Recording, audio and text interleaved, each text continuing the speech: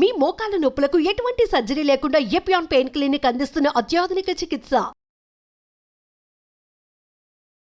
నమస్తే, మీరు చూస్తుంది సుమన్ టీవీ. నేను కీర్తి. ఈ రోజు నాతో పాటు ప్రముఖ ఆస్ట్రాలజర్ బ్రహ్మశ్రీ గోరుగుంట్ల సురేష్ బాబు గారు ఉన్నారు. నమస్తే సురేష్ బాబు గారు. కీర్తి గారు నమస్కారం అండి. కుంభరాశి వారికి మే 1 నుంచి 31 వరకు ఎలా ఉంటుందో తెలియజేస్తారా? ఒక ముక్కలా చెప్పాలంటే కుంభరాశి వాళ్ళకి చాలా రిలీఫ్ ఇచ్చే మంత్ అని మనం చెప్పుకోవాలి. ఓకే, నేను ఎవరైనా గనక ఈ రాశి ఫలాలు మనకి ఉగాది రాశి ఫలాలు కనుక చూడకుండా కుంభరాశి వాళ్ళు ఒకసారి చూడండి. అందులో చాలా డీటెయిల్గా చెప్పాను నేను. ఈ కుంభరాశి వాళ్ళకి పీక్ స్టేజ్ ఆఫ్ ఏలినాటి నుంచి నార్మల్ స్టేజ్కి ఏలినాటి 3 స్టేజ్లు ఉంటాయి అనమాట. బిగినింగ్ స్టేజ్, తర్వాత మధ్య పీక్ స్టేజ్ అంటారు, మళ్ళీ తగ్గుతుంది అనమాట. సో ఇట్లా నుంచి ఇట్లా వస్తుంది, గ్రాఫ్ తగ్గిపోతుంది. డీప్ క్రైసిస్ నుంచి మళ్ళీ రొటీన్ అవుతూ ఉంటారు. అందుకని మొన్న శని కూడాను 70% తన యొక్క ప్రభావాన్ని కోల్పోతూ ఉంటాడు అనమాట, స్లోగా డే బై డే. ఓకే, దాంతోపాటు వీళ్ళకి 5th హౌస్కి గురువు షిఫ్ట్ అవుతున్నారండి. ధన ప్రవాహం, పుత్రుల వల్ల లాభం, అనుకున్న పనిలో చాలా వరకు రిలీఫ్ వస్తుంది. అంటే ధన ప్రవాహం ఇలా స్టార్ట్ అవుతుంది అనమాట. ఓకే, ఓవరాల్ గా బాగుంటుంది.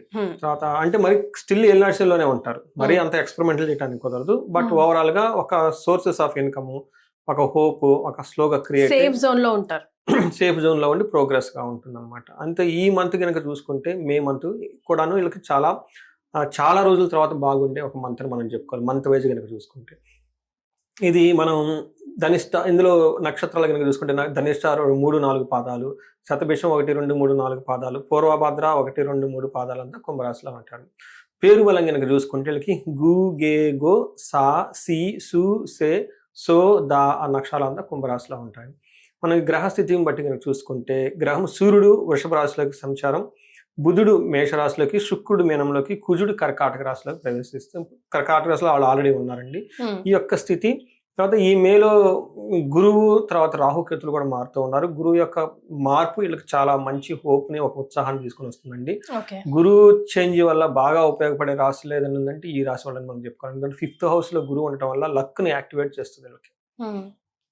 మనకి ఏమని చెప్తారంటే ఈ మంత్ వీళ్ళకి ఎందుకు లక్కీ మంత్ అని మనం చెప్పుకోవాలనుకుంటే, సూర్యుడు 4వ ఇంట్లో ఉండేసి అగౌరవాన్ని కలిగించాల్సిన స్థితిలో ఉండి కానీ మంచి చేస్తూ ఉంటాడు వీళ్ళకి. విపరీత వేద అంటారు అది.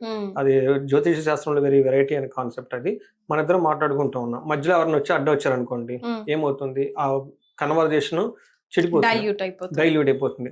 మన ఇద్దరం పోట్లాడుకుంటున్నాం అనుకోండి, మధ్యలో ఇంకొకళ్ళు వస్తే ఏమవుతుంది, అది డైవర్ట్ అయిపోతుంది. అలానే యాక్చువల్ గా సూర్యుడు వీళ్ళకి ఇబ్బందిని పెట్టాలి, కానీ మధ్యలో వేరే గ్రహం, అది కూడా బుధ గ్రహం అడ్డు రావటంతో అది డైల్యూట్ అయిపోతుంది అన్నమాట సూర్యుని యొక్క ప్రభావం. ఇది ఒకటి. అలానే బుధుని వల్ల కూడా, బుధుడికి ఏమో శుక్రుడు ఒకరికి వాళ్ళు అడ్డాలు వచ్చేసి గ్రహాలు, వీళ్ళకి ఏమవుతుందంటే అంత ఓవరాల్ గా మంచి జరుగుతుంది. అంటే ఆల్రెడీ వాళ్ళు క్రైసిస్ లో ఉన్నారనుకోండి, ఈ క్రైసిస్ లో ఆ యొక్క గ్రహాల యొక్క ఇంపాక్ట్ వీళ్ళ మీద లేకపోవడంతో ఒక నార్మల్ గా ఉండి బెటర్ గా ఉండే అవకాశం చాలా ఎక్కువగా ఉంటుంది. ఏ ప్రకారంగా కనుక చూసుకుంటే ఇప్పటిదాకా వీళ్ళని ఎవరైనా కనుక అవమానిస్తూ ఉంటే ఈ బ్రేక్ లో వాళ్ళు అవమానించరు.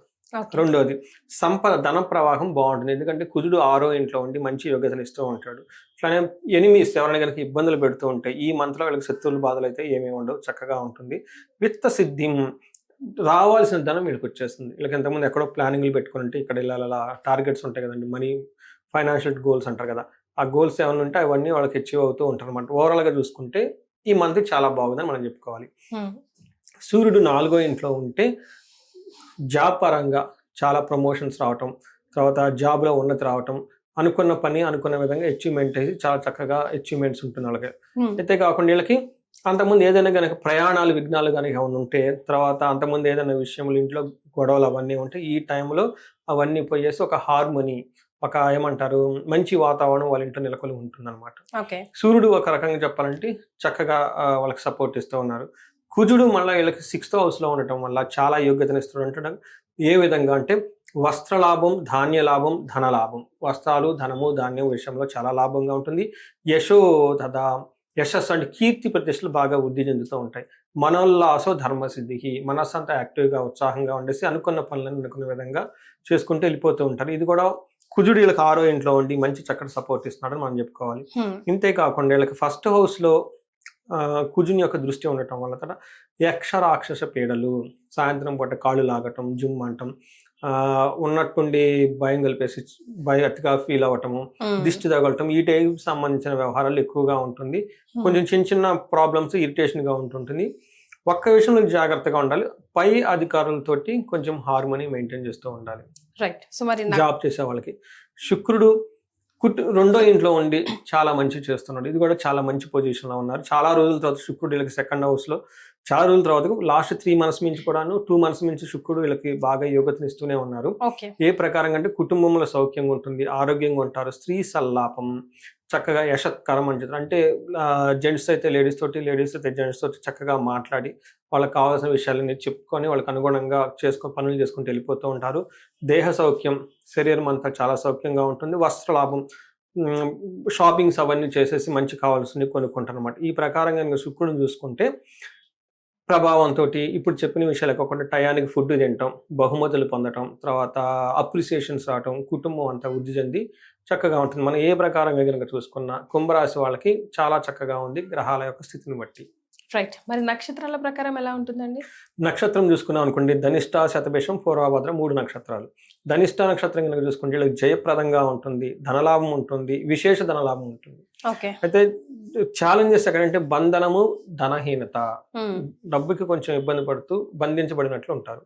శతభిష నక్షత్రం వాళ్ళకి జయప్రదంగా ఉంటుంది, ధనలాభం ఉంటుంది, విశేష ధనలాభం ఉంది, మృష్టాన్నం, చక్కగా పార్టీలు ఫంక్షన్కి వెళ్ళి చక్కగా ఎంజాయ్ చేసేస్తూ ఉంటారు. ఛాలెంజెస్ ధనహీనత, బంధనము, బంధించబడినట్లు ఉంటారు.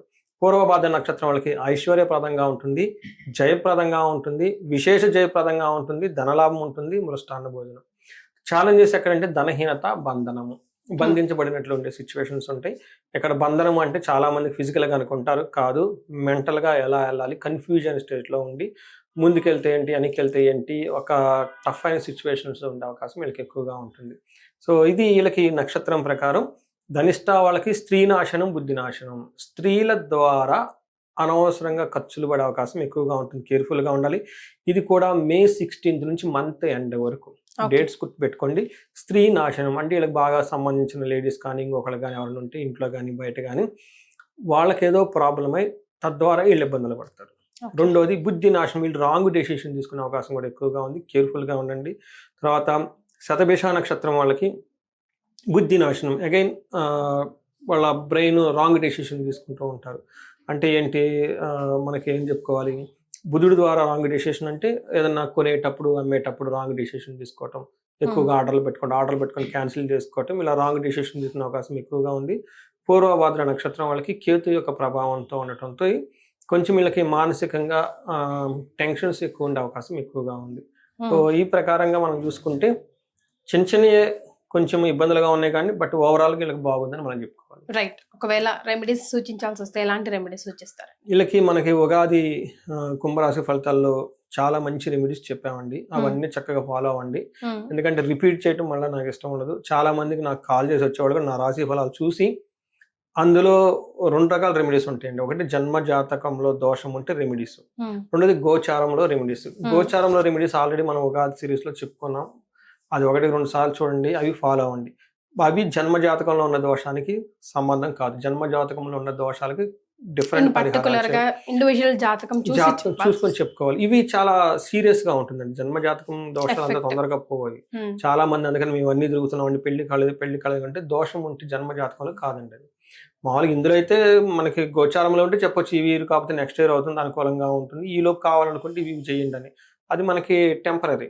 బట్ జన్మ జాతకంలో ఉన్నప్పుడు సీరియస్గా ఉన్నప్పుడు వాటి యొక్క తీవ్రతను చూసి 2, 3, 4 పారామీటర్స్ కూడా వాళ్ళకి ఎఫెక్ట్ అవుతాయి. అప్పుడు ఎంత తీవ్రతలో ఉందని దాన్ని బట్టి పరిహారాలు కూడా సీరియస్గానే చేయాలి. అవి కూడా 3 days, 4 days, 5 days కూడా పడతాయి. అలానే చేయాల్సిన మనకి బ్రాహ్మణులు అంటారు కదండి, పండితులు, వాళ్ళు కూడాను 25 నుంచి 35 మంది కూడా రావాల్సి ఉంటుంది.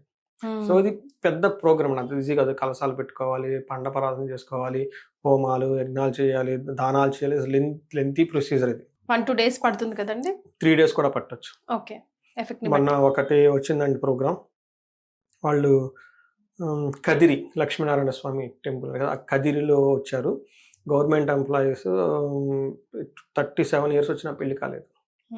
సో ఇలాంటి ఛాలెంజింగ్గా చేస్తాం, ఖచ్చితంగా పెళ్ళి అవ్వాలి. పెళ్ళి ఎందుకు కాదండి, ఎవరెవరికో పెళ్ళి అవుతుంది, గవర్నమెంట్ జాబ్ చేసే వాళ్ళకి పెళ్లి కాకుండా ఉంటుంది. ఆ దోషం ఉన్నప్పుడు అట్లానే ఉంటుంది.